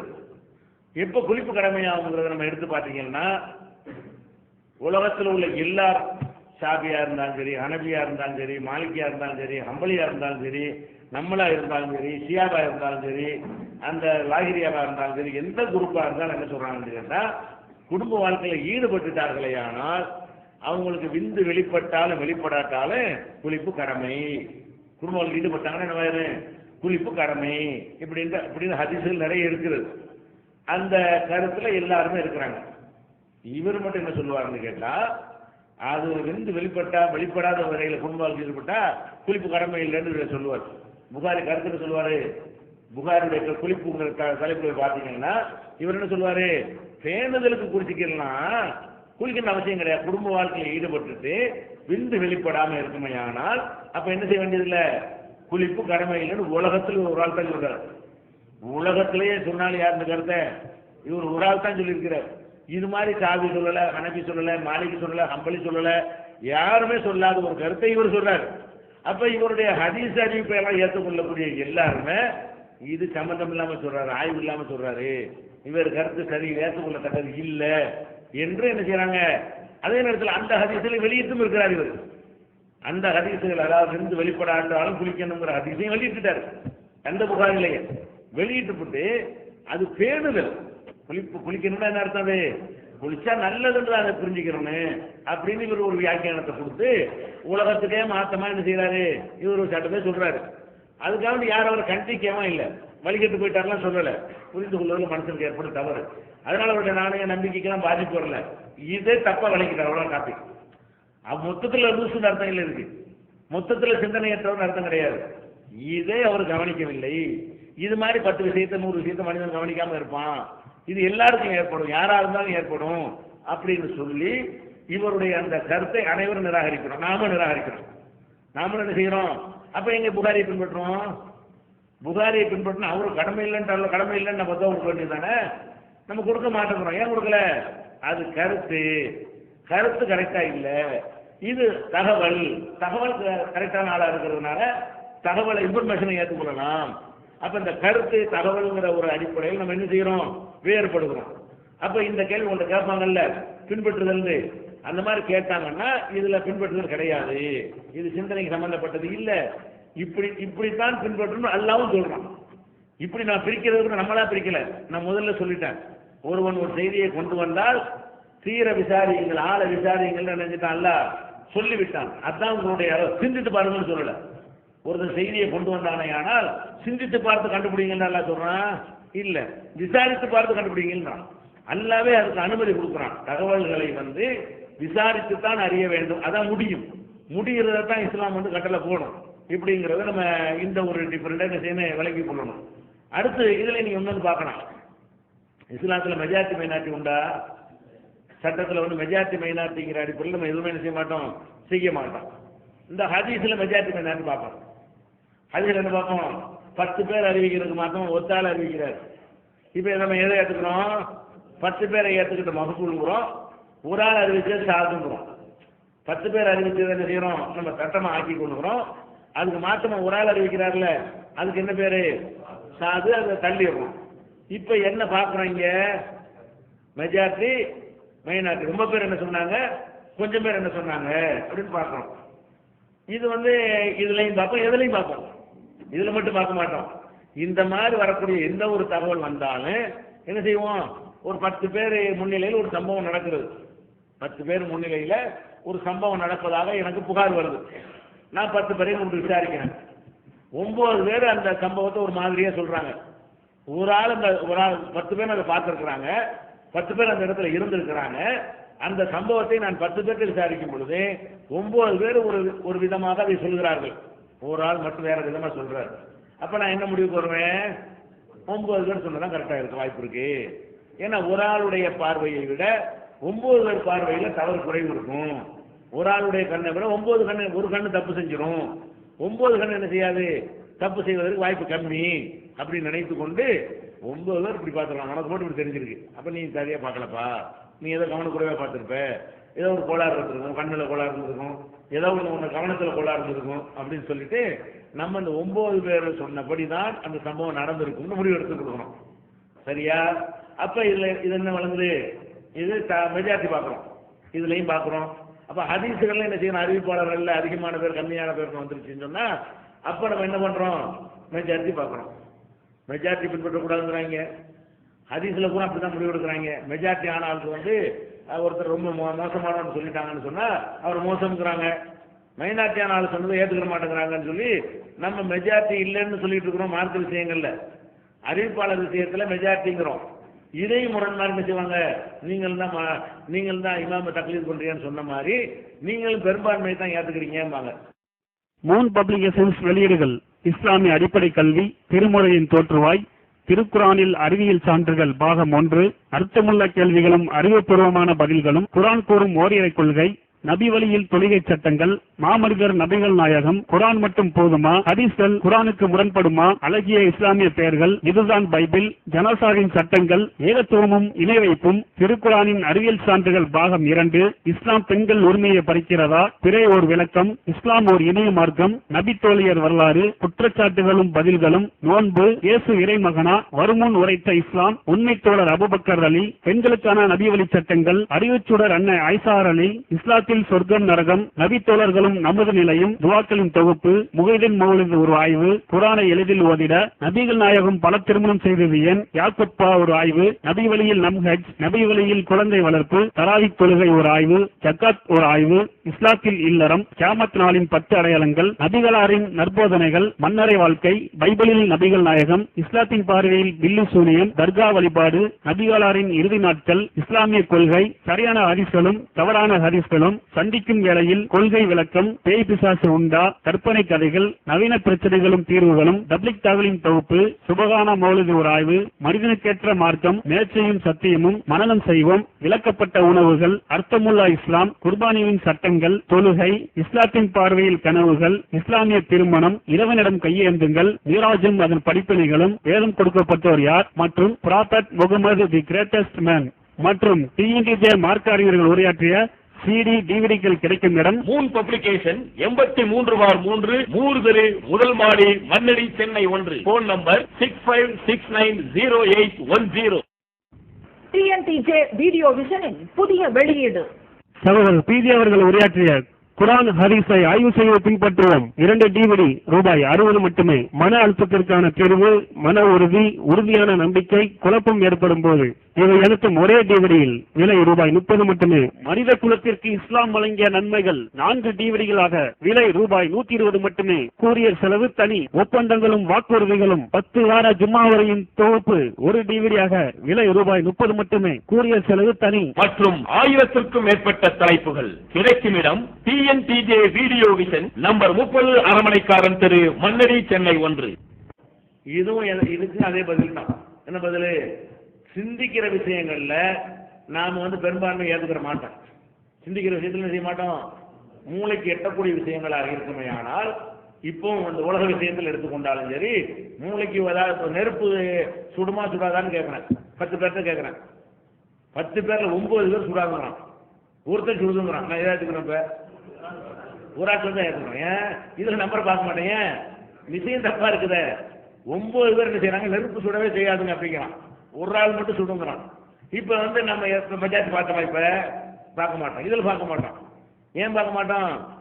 இது மெஜாரிட்டியில் எடுக்கிற விஷயம், சிந்திக்கிற விஷயம். இது ஆய்வு பண்ற ஒரு விஷயம். அப்ப ஆய்வு பண்ற விஷயத்துல 9 பேருக்கு விளங்கல, அவன் தப்பா சொல்றான் அப்படின்னு நம்ம என்ன செய்யறோம்? 9 பேரை தப்பாக்கி ஒருவர் சொல்வதை என்ன செய்யறோம்? நம்ம ஏற்றுக்கொள்றோம். ஆனா 10 பேருமே சுடாதுங்கிறான். 10ஐயும் மனுஷன் தனியா தானே சொல்றான். 10 பேர் என்ன செய்யறான்? நெருப்புல சுடாதாங்கிறான். அது கணக்கு இருக்கீங்களான்னு சொல்லிட்டு நான் 10ஐயும் தள்ளி என்ன செய்வேன்? நெருப்பு சுடுங்கிற தீர்ப்பை நான் அழிச்சிருவேன். அப்ப நெருப்பு சுடும் என்பதை அறிந்து கொள்வதற்கு எதை நம்ம ஏத்துக்கிற மாட்டோம்? ஆட்களுடைய நம்பரை ஏத்துக்கிற மாட்டோம், கருத்துக்களை சொல்றது வரைக்கும். இப்ப உதாரணமா எடுத்துக்கிட்டீங்கன்னு சொன்னா ஒருத்தர் வந்து தலாக்குங்கிறாரு ஒரு நேரத்துல, அல்லது முத்தலாக்குங்கிறாரு, 100 தலாக்கு விட்டேங்கிறாரு, 1000 தலாக்குங்கிறாரு. இப்படி ஒரு நேரத்தில் என்ன செய்யறாரு? முத்தலாக்கு, 3 தலாக்கு, 1000 தலாக்கு, தலாக்குன்னு சொன்னாரே. ஆனால் 3 தலாக்கும் முடிந்து விட்டது என்று மெஜாரிட்டி ஆளுக்கு சொல்றாங்க. 3 தலாக்கும் ஆகிவிட்டது. தலாக்கு என்னவாயிடுச்சு? அதோட இனிமே சேரவே இயலாது அப்படிங்கிற அடிப்படையில் என்ன செய்யறாங்க? எல்லாருமே சொல்றாங்க. சாபி சொல்றாரு, ஹனபி சொல்றாரு, மாலிகி சொல்றாரு, அம்பலி சொல்றாரு, பெரிய பெரிய இமாம்கள் எல்லா ஸ்காலர்களும் என்ன செய்யறாங்க? அதை சொல்றாங்க. நம்ம என்ன சொல்றோம்? இது தப்பு. 3 தலாக்குன்னு சொன்னாலும் எத்தனை தான்? 1 தலாக்கு தான். இன்னும் 2 சான்ஸ் சேர்ந்துக்கலாம். ஏன்னா ஒரு தடவை தானே சொல்றான். ஒரு தடவை சொன்னா ஒண்ணுதான். அது கோபத்தில் சொல்லும் போது 1 சொல்லுவான், 100 சொல்லுவான், 1000 கூட சொல்லுவான். என்ன சொன்னாலும் எத்தனை தான்? அது 1 தலாக்கு தான் நம்ம சொல்றோம். இதை சொன்னவங்களை எண்ணி பார்த்தீங்கன்னா மெஜாரிட்டி இருக்காது. இந்த கருத்தை சொன்னதுக்கு என்ன இருக்காது? மெஜாரிட்டி இருக்காது. ஒரு விரல் விட்டு எண்ணக்கூடிய ஒரு இப்னு தைமியா காலம் வரைக்கும் யாரும் சொல்லலை. இப்னு தைமியா சொன்னாரு. அதுக்கு முன்னாடி இப்னு அப்பாஸ், இப்னு உமர், ஒரு சஹாபி 2 சஹாபி சொல்லியிருக்கிறாங்க. இப்படி 1-2 பேர் ஒரு மொத்தத்தில் பார்த்தீங்கன்னு சொன்னா ஒரு 10% கூட சொல்லியிருக்க மாட்டாங்க இந்த கருத்தை. 90% பேர் முத்தலாக்கு தான் என்று சொல்லுவாங்க. இப்ப மெஜாரிட்டி மைனாரிட்டி இங்க வருது. இதுல வந்து மெஜாரிட்டி பார்க்க மாட்டோம். என்ன பார்ப்போம்? நீ சொல்றதுக்கு என்ன ஆதாரம், நீ சொல்றதுக்கு என்ன ஆதாரம் ரெண்டையும் எடுக்கிறோம். ஆதாரத்தை பார்த்தோம்னு சொன்னா இப்னு அப்பாஸ் அறிவிக்கிறாங்க, ரசூல் ஸல்லல்லாஹு அலைஹி வஸல்லம் காலத்துல, அபூபக்கருடைய காலத்துல, உமருடைய ஆட்சியின் முதல் 2 ஆண்டுகளில, ரசூலுல்லாஹ்வுடைய காலம் 1, 2வது அபூபக்கருடைய ஆட்சி 1, அப்புறம் உமர் ஆட்சிக்கு வர்றாங்க, அவர் வந்து 2 வருஷம். இவ்வளவு காலமும் ஒருவர் 3 தலாக் என்று சொன்னாரையானால் 1 தலாக் என்றுதான் இருந்தது. இன்னமா யுஅத்து வாஹிதா, 1 தலாக் என்றுதான் அது நடைமுறை இருந்தது. ரசூலுல்லாஹ் காலத்துல அதான் நடைமுறை. அது மார்க்கமாயிடுச்சு. அபூபக்கர் காலத்திலையும் அது இருந்தது. அதை வலுப்படுத்தக்கூடியதா இருக்கிறது. உமருடைய 2 வருஷத்துல இருந்தது. அதிகமாக மக்கள் முத்தலாக் என்று சொல்வதை பார்த்துவிட்டு உமர் ரலியல்லாஹு அன்ஹு என்ன செய்யறாருன்னு கேட்டா, இனிமேல் முத்தலாக் என்று சொன்னீங்க, முத்தலாக்கு தான், 3 தலாக்கு தான் என்று சொல்லிவிட்டு அதை சட்டமாக்கினான்னு வருது. அப்ப நம்ம இதுல என்ன செய்யறோம்? இது இந்த ஹதீஸ் நமக்கு உண்மையை வளர்க்கிறது. ரசூலுல்லாஹ்க்கு மாற்றமா தான் இவர் சட்டம் போடுறாரு. ரசூலுல்லாஹ் காலத்துல இதான் இருந்துச்சுன்னு தெரியும் போது அவன் மிஸ்யூஸ் பண்றான். உனக்கு என்ன? அதை பத்தி அல்லாஹ் ரசூலுக்குள்ள கவலை. மிஸ்யூஸ் பண்றான்னு உங்களுக்கு என்னப்பா அதுல கவலை? உமருக்கு கவலை என்ன? இதுல இருக்கு. இவருக்கு என்ன உரிமை இருக்கு?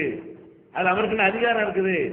அல்லாஹ்வுடைய ரசூல் சொன்னதை மாற்றி சொல்லுவார். அப்ப அல்லாஹ்வுடைய ரசூல் இதைத்தான் சொன்னாங்கன்னு தெரிஞ்சுக்கிட்டு நான் அதை உடைக்க போறேன், அதையே நான் மாற்றி எழுத போறேன்னா அந்த அதிகாரத்தை யார் கொடுத்தா?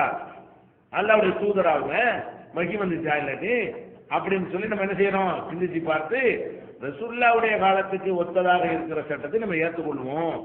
உமர் சட்டமாக்குனதுனால அப்படியே நடைமுறை வந்துகிட்டே இருந்துருந்துச்சு. வாயை யாரும் திறக்கல. 700ல இப்னு தைமியா திறக்கிற வரைக்கும் யாரும் திறக்கல. உமரிலான சட்டத்தை போட்டு உமரை சட்டம் போட்டாங்கன்னா மன்னர் போட்டான்னு வாய முடியலாம் இருந்துட்டாங்க. அல்ல எதிர்ப்பு தெரிவிச்சிருப்பாங்க, ரெக்கார்ட் ஆகல. சில பேர் எதிர்ப்பு தெரிவிச்சிருக்கலாம், அது என்ன செய்யப்படல. எல்லாரும் மௌனமா இருந்திருக்க மாட்டாங்க. யாராவது ஆட்சேபனை தெரிவிச்சு தான் இருப்பாங்க. அது ரெக்கார்டா ஆகாம இருந்துச்சு, கிடைக்கல. எதிர்ப்பு தெரிவிச்சு புரட்சி நடந்த மாதிரி எப்படி நீ சொல்ல போச்சுன்னு கொந்தளிச்சு இருக்கணும். இருக்கு அப்படி கொந்தளிச்ச மாதிரியான தகவல்கள் கிடைக்கவில்லை. ஆனால் இந்த ஹதீஸ் பதிவாகி இருக்கிறத பார்த்தோன்னே 700 வருஷத்துக்கு வரைக்கும் இப்படி ஓடுது வண்டி. 700 ஆண்டுகளாக முத்தலாக்கு எல்லாரும் வாய முடியும்னு நினைச்சிட்டாங்க. உமர் சட்டமாக்கிட்டார், அப்படி நடைமுறையில் வந்துருச்சு. அது நம்மளை அப்படி கொண்டு போயிட்டே இருப்போங்கிறாங்க. அவர் உடைக்கிறார். இது எப்படி? இது யார்? உமர் அல்லாஹ்வுடைய ரசூலுல்லாஹ் அவங்க சொன்னாங்கன்னு தெரியும் போது அதை மாற்றுற அதிகாரம் வந்து அவருக்கு கிடைக்குமா? ரசூலுல்லாஹ் சொல்லாத ஒன்றை இவர் சொன்னா கூட அது ஒரு கணக்கில் எடுத்துக்கலாம். ரசூலுல்லாஹ் சொன்னதை உடைக்கிறதா இருந்தா, ரசூலுல்லாஹ் சொன்னதிலே பிழை கண்டால், ரசூலுல்லாஹ் சொல்ற தப்பு நான் சரியான சட்டத்தை சொல்றேன் அப்படின்னு சொன்னால் இது எவ்வளவு பயங்கரமான ஒரு விஷயம்னு சொல்லி கட்டுமையான முறையில், அதனால சஹாபாக்களை திட்டார்னு பேர் வாங்கினார். முதல்ல இப்னு தைமியா என்ன பேர் வாங்கினாரு? இந்த மேட்டர் தான் வாங்குறாரு. என்ன அவர் என்ன செய்யறாரு? உமராவே இருக்கட்டும்பா, ரசூலுல்லாஹ்வுக்கு மேலேயான்னு கேட்கிறாரு. உடனே சஹாபி திட்டாங்க. ரசூலுல்லாஹ்வுடைய உரிமை அந்த கண்ணியம் போகுதுன்னு பார்க்க மாட்டேங்கிறாங்க. ரசூலுல்லாஹ்வுடைய யாரை பிரச்சனை நினைக்கிறாங்க? உமரை நம்மளோட பிரச்சனை அப்போ வைக்க ரசூலுல்லாஹ்வோட பிரச்சனை நினைக்க முடியுமா? அந்த உணர்வுல தான் அவர் வாசகத்தை எல்லாம் பயன்படுத்துறாரு. யார் சொன்னாலும் சரி, எவ்வளவு காலம் சொல்லி இருந்தாலும் சரி, தப்பு தான் சொல்லுவார்.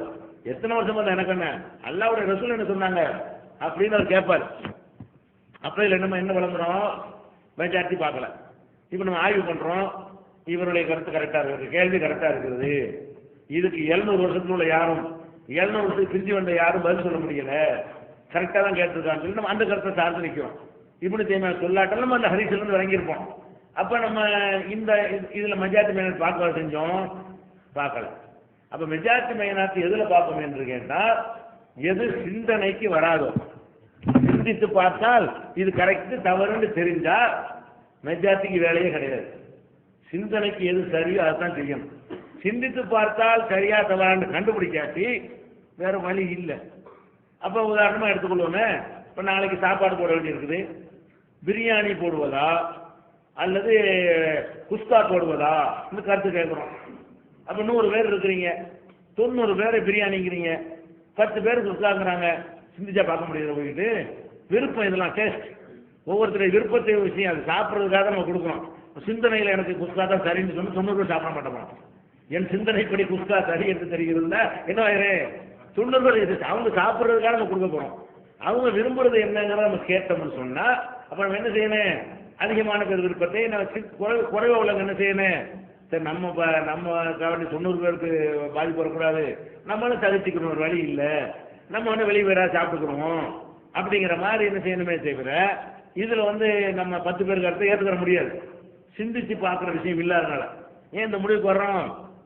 சிந்திச்சு பார்த்து இதுல என்னது நல்லது கெட்டது அறிய முடியும். சில நேரத்தில் அறியலாம், சில விஷயங்கள்ல இந்த உணவு விஷயங்கள்ல சில நேரத்தில் என்ன செய்யலாம், அறியலாம் காரண காரியத்தோட. இது நான் பிரியாணிங்கிறதுல அவன் இந்த சிக்கன் பிரியாணி சொல்லி சிக்கன் போட மாட்டேங்கிறான், காக்காய் எடுத்து போடுறான் ஒரு காரணத்தோட நிரூபிக்கிறாங்கன்றீங்க, அப்ப வேணாண்டுவோம். மெஜாரிட்டி உங்களுக்கு வரலாம நீங்க நிறைய பேர் அதை ஆதரிச்சிட்டீங்க. அது சிக்கன் பிரியாணி கிடையாது, செத்த கோழியை தான் பண்ண செய்யறீங்க போடுறாங்க, அறுக்கிறதே கிடையாது, அவங்கள தண்ணியில மூழ்கி வச்சு ஆவடிச்சு தான் சிக்கன் பிரியாணி போடுறாங்க அப்படின்னு ஆதாரத்தோட கிடைத்தால் இப்ப நம்ம என்ன செய்வோம்? 90 பேர் கேட்க மாட்டோம். நீ 90 சொன்னாலும் சரி, 100 பேர் சொன்னாலும் சரி கிடையாதுன்னு. 2 வித்தியாசம் வளர்ந்ததா?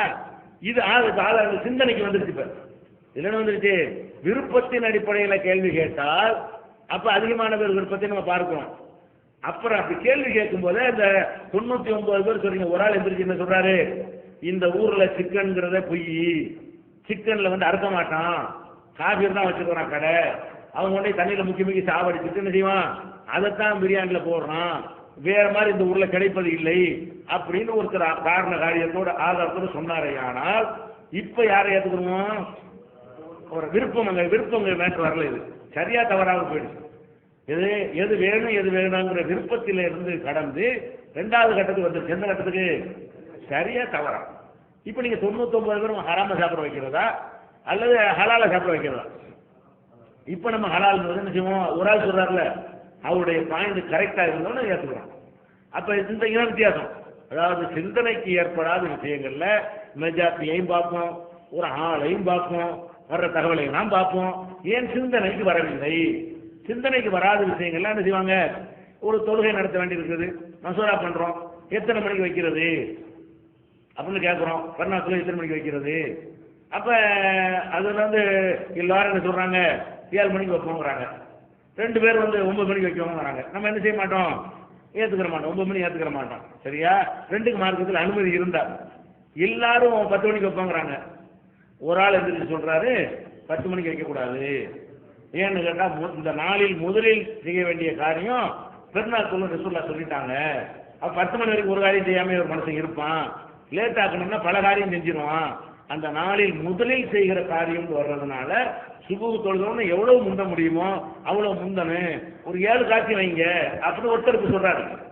இப்ப 99 நினைச்சாங்க, அவங்களும் கட்டுப்பட்டுருவாங்க. ஆமா, நம்ம இப்படி நம்ம வசதியை பாக்குறோம், மார்க்கத்தில் இப்படி இருக்குன்னு அவங்களும் நினைச்சிருவாங்க கட்டுப்பட்டு. இப்ப சிந்தனைக்கு வேலை வந்துருச்சு. விருப்பத்தை கேட்கிறதா இருந்தா அது ஒரு மாதிரிய முடிவு எடுக்கும். சிந்தனையில் அடிப்படையில் வர்றதா இருந்தா அதுல என்ன முடிவு இல்லை, மெஜாரிட்டி மைனாரிட்டிங்கிற மேட்டருக்கு இடமே இல்லை. இப்படியாக நம்ம என்ன செஞ்சிருந்தேன்? விளைவிக்கணும். சிந்தனையில அடங்கக்கூடிய விஷயம், சிந்தனையில் அடங்காத விஷயம், இப்படி 2ஆக பிரித்து விளங்கி கொண்டோமே. ஆனால் இந்த ஹதீஸ் சம்பந்தமாக தான் நம்ம இந்த கேள்விலாம் வரும். அறிவிப்பாளர் பற்றி பேசும்போது இதை சொன்னோன்னு வாங்க மெஜாரிட்டி இல்லைன்னு பாரு சொல்லுவார். இப்ப மெஜாரிட்டி அடிப்படையில் இந்த 5 தப்புன்னு சொல்லுவார் பாரு அப்படின்னு கூப்பிட்டு வந்திருப்பாங்க. மெஜாரிட்டி இல்லைங்கிறாருல. பாருங்க ஹதீஸை பத்தி கேட்டோம்னா என்ன சொல்லுவாரு, மெஜாரிட்டியான ஆளுக்கு மாற்றமா சொல்லிருக்கான் சொல்லுவார் பாரு எப்படிமாங்க. அவனுக்கு கண்டதில் ஆட்டுக்கிறோம் ஏன் விலங்கல் அவனுக்கு பார்த்தா மேலோட்டம் பார்த்தா என்ன செய்யறது, நம்மளை பற்றி தான் சொல்லுறோம். மெஜாரிட்டி மைனாரிட்டி அடிப்படையில் சொல்லுகிறோம். அப்ப மெஜாரிட்டி மைனாரிட்டிங்கிற அடிப்படையில் சொல்றீங்களான்னு கேட்டா அதுவும் மார்க்கத்தில் உள்ளதுதான். மெஜாரிட்டியில முடிவெடுப்பது, வர்ற தகவலை வைத்து முடிவெடுப்பது, இதெல்லாம் எதுல உள்ளதுதான், மார்க்கத்தில் உள்ளதுதான். எதுல அப்படி செய்யக்கூடாது என்றால் ஆதாரங்கள் அடிப்படையில் முடிவு செய்யக்கூடியவைகளையும் சிந்தனை அடிப்படையில் முடிவு செய்யக்கூடியவைகளையும் கருத்து கேட்டு முடிவு எடுக்கக்கூடாது. பாயிண்ட் ரெண்டா பிரிச்சுக்கங்க. ஆதாரம்னா அதுக்கு முடிவு செய்யணுமானால் அபூபக்கர் அவங்க ரசூலுல்லாஹ் மௌத்தா போனா என்ன நடந்துச்சு, ஓட்டெடுப்பு நடத்திருந்தா என்ன ஆயிருக்கு. ரசூலுல்லாஹ் மௌத்தா போன அன்னைக்கு அதிகமான பேர் என்ன செஞ்சாங்க, ரசூலுல்லாஹ் மௌத்தாவலன்ட்டாங்க. ஒரு அபூபக்கர் தலைமையில சின்ன நம்பர் என்ன செய்யுது, ரசூலுல்லாஹ் மௌத்தாட்டா சொல்றாங்க. நீங்க கருத்து வந்துருச்சு எடுங்க ஓட்டெடுப்பு நடத்துங்கன்னா எல்லாம் கையை தூக்கிருப்பாங்க. அப்ப ரசூலுல்லாஹ் மௌத்தாவல, அப்ப பாடி வச்சுக்கிட்டே இருக்க வேண்டியதான், அது வணங்க வேண்டியதுதான். கடைசியில் என்ன வேணும், அவங்களுக்கு சிலை வணக்கம் செய்யக்கூடிய ஒரு சமுதாயமா இது மாறி போயிருக்கும். அங்க என்ன செஞ்சாங்க, மெஜாரிட்டி ஆனாலுக்கு அப்படி சொன்னாலும் மைனாரிட்டி இப்படி சொன்னாலும் இந்த மைனாரிட்டி என்ன செஞ்சாரு, ஆதாரத்தை அள்ளி போட்டார். மைனாரிட்டியா இருக்கக்கூடிய என்ன செஞ்சாரு, இது ஓட்டெடுப்புல எடுக்கிற முடிவு கிடையாது, இது ஆதாரத்தில் எடுக்கிற ஒரு முடிவு. இந்த பாரு ஆதாரம், இன்னைக்கு மையத்துன் நபியை நீனு மையத்து இறந்து போகக்கூடியவர் அல்ல தெளிவா சொல்லுகிறான். அது மாதிரி முகமது இறந்து விட்டால் நீங்கள் வந்த வழியே போய் விடுவீர்களான்னு கேட்கிறான். இறக்க போய் ஆளா இருக்கத்தானே இப்படி கேட்கலாம் இல்ல அப்படின்னு சொல்லி வசனங்களை அள்ளி போட்டோன்னே எல்லாம் சைலண்ட். அதெல்லாம் முடியாது, ஓட்டெடுப்பு நடத்துன்னு சொல்லல அவங்க சொன்னாங்களா. அப்ப ஓட்டெடுப்பு நடத்துற விஷயங்களாக எடுக்கப்படுறதுக்கு தான் ஓட்டெடுப்பு நடத்தணும். சிந்தனையில் எடுக்கிற விஷயத்துக்கு ஓட்டெடுப்பு கிடையாது. ஆதாரத்தின் அடிப்படையில் உள்ளதுக்கு என்ன இல்ல, ஓட்டெடுப்பு கிடையாது. அப்படின்னு ஒரு சொத்து இருக்கிறது உலகத்தில் எடுத்துக்கிறோமே, இந்த என்னுடைய சொத்து, இந்த கட்டணம் என்னுடைய சொத்துன்னு வச்சுக்கிறீங்க. நீங்க 99 பேர் திரண்டுக்கிட்டு இவர் சொத்து இல்லைன்னு கோர்ட்டுக்கு போறீங்க, என் சொத்து இல்லைன்னு. நான் ஒத்தால என் சொத்துங்கிறேன், அதுக்கு இந்த இருக்கு ஆதாரம் காட்டுறேன். நான் கோர்ட்ல வேண்டி செய்யறேன், இந்த இருக்கு என் சொத்துக்கு ஆதாரம். அப்ப ஆதாரம் இருந்தாலும் 99 பேர் சொல்றேன்னு சொல்லுவான் கோர்ட்ல, சொல்ல மாட்டேன். பேப்பர் படிப்பான், ஆமா இன்னாருக்கு வச்சிருக்கிறாரு கரெக்டா இருக்கு உனக்கு தான் பார்ப்பான். அப்ப 99 பேர் என் சொத்து இல்லைங்கிறான். ஒரு ஆள் அறைய நான் மட்டும் என் சொத்துங்கிறேன். என் சொத்துன்னு சொல்றக்கூடிய நான் ஆதாரம் வச்சிருக்கிறேன், இது என் சொத்து தான் என்பதற்கு என்ன செய்யறேன், பத்திரம் என் பேர்ல பதிவு பண்ண பத்திரத்தை வச்சிருக்கிறேன். இந்த ஆதாரம் பேசுமா 99 பேசுமா, ஆதாரம் தான் பேசும். அப்ப நல்ல வழிக்கு உலகத்தில் ஆதாரங்கள்ல பேச வேண்டியதுக்கு ஆதாரம், சிந்தனையில் பேச வேண்டியதுக்கு சிந்தனை, தகவலை கேட்கக்கூடியதுக்கு தகவல், மெஜாரிட்டியை கேட்கக்கூடியதுக்கு மெஜாரிட்டி என்று ஒவ்வொன்றுக்கும் தனித்தனியான கிரவுண்ட் இருக்கும் பொழுது அதை செஞ்சதுனால அதே மாதிரி இருக்குன்னு கேட்கல. மெஜாரிட்டி அதுக்கு கேட்டதுனால அனைத்துக்கும் மெஜாரிட்டியை கேளு சொல்லக்கூடாது. அதுல தகவலை கேட்டதுனால இதுலயும் தகவலை கேளு. அப்ப காய்ச்சல்காரனுக்கு ஒரு ஊசியை போட்டாங்க, வயிற்று வலிக்காரனுக்கு அதே ஊசி போட்டா சொல்றது, அவன் நோய்க்கு அவனுக்குரிய மருந்து, இவன் நோய்க்கு இவனுக்குரிய மருந்து. கேன்சர் ஆபரேஷன் பண்றாங்க, ஒருத்தர் தலைவலி வருது எனக்கு ஆபரேஷன் பண்ணுறான், உனக்கு ஏன்டா அவனுக்கு பண்ணலையா, அவன் நோய் வர உனக்கு வர, அவனுக்கு செஞ்சு இவனுக்கு செய்யலாமா. அப்ப அவனுக்கு ஆபரேஷன் பண்ணா ஆபரேஷன் பண்ற லெவல் அவனுக்கு இருந்தது, இவனுக்கு ஆபரேஷன் பண்ற லெவல் இல்ல. இது மாதிரி உலகத்துல எத்தனையோ புரிஞ்சுக்கிற மாதிரி இதை புரிஞ்சுக்கிற மாட்டேங்கிறாங்க. இந்த ஒரு நுணுக்கமான விஷயத்தை சொன்னீங்க விளங்கி கொண்டு இந்த ஹதீஸ் துறையில் நீங்க சந்திக்கிற கேள்விக்கான ஒரு பதிலுக்கு இது சொன்ன சரியா. தமிழ்நாடு தௌஹீத் ஜமாஅத்தின் அரும் பணிகள் சுனாமி, தீ விபத்து, சாலை விபத்து, வெள்ளம் போன்ற திடீர் விபத்துகளில் பாதிக்கப்படும் மக்களுக்கு ஓடோடி சென்று உதவுதல், தனியார் தொலைக்காட்சி மூலம் தினந்தோறும் பல்வேறு நிகழ்ச்சிகள், இணையதளம் மூலம் இஸ்லாத்தை அறிந்து கொள்ள www.onlinepj.com, www.tntj.net போன்ற இரு இணையதளங்கள், ஏகத்துவம், சீர்குல பெண்மணி ஆகிய மார்க்க மாத இதழ்கள், முஸ்லிம் சமுதாயத்தை கட்டி எழுப்பும் உணர்வு வார இதழ், இது போன்ற இன்னும் ஏராளமான பணிகளை செய்து வரும் தமிழ்நாடு தௌஹீத் ஜமாத் எந்த வெளிநாட்டு அரசிடமிருந்தோ அல்லது எந்த வெளிநாட்டு நிறுவனங்களிடமிருந்தோ உதவிகளை பெறுவதில்லை என்பதை கொள்கையாக கொண்டுள்ளது. எனவே மறுமையில் மகத்தான கூலியை பெற்றுத்தரும் இந்த அரிய பணிக்கு உங்களது ஜகாத் மற்றும் நன்கொடைகளை வாரி வழங்குவீர். உங்களது நன்கொடைகளை டிடியாகவோ, செக்காகவோ, மணி ஆர்டராகவோ அனுப்பலாம். டிடி அனுப்புபவர்கள் தமிழ்நாடு தௌஹீத் ஜமாத் வங்கி கணக்கு எண் 7882748227 இந்தியன் வங்கி மண்ணடி கிளை என்ற பெயரில் எடுத்து அனுப்ப வேண்டிய முகவரி தமிழ்நாடு தௌஹீத் ஜமாத் மாநில தலைமையகம் 30 அரண்மனைக்காரன் தெரு மண்ணடி சென்னை 1. போன் 044252152226.